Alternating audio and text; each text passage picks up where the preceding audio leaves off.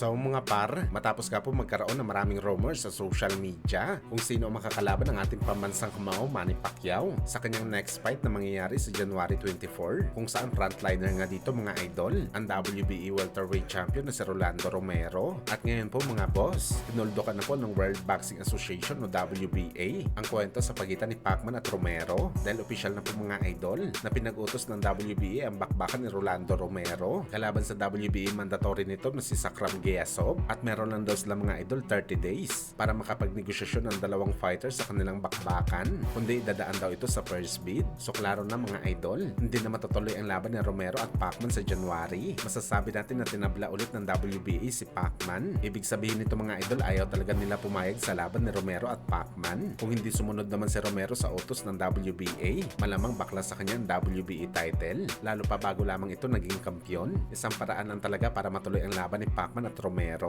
ang bigyan ng Team Pacquiao ng step aside money itong si Geasov para makasingit si Pacman sa title fight. Pero duda tayo mga idol kung mangyayari ito dahil maraming option po si Pacman na dapat labanan, hindi lang si Rolando Romero.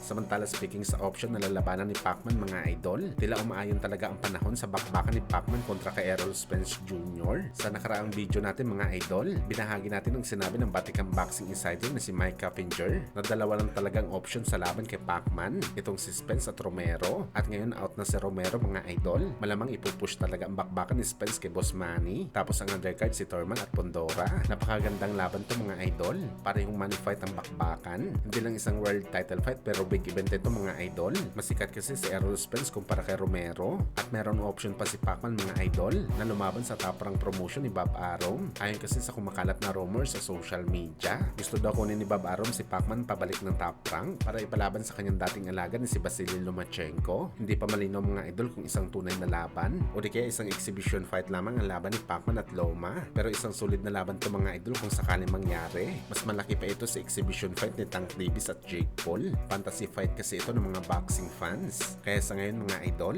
ang sigurado kung lumaban si Pacman sa PBC, malamang si Spence ang kanyang makakalaban dito. Sakaling bumalik naman si Pacman sa top rank, Lomachenko na laban ang bagsak ng Pinoy. Kaya abangan natin to mga idol.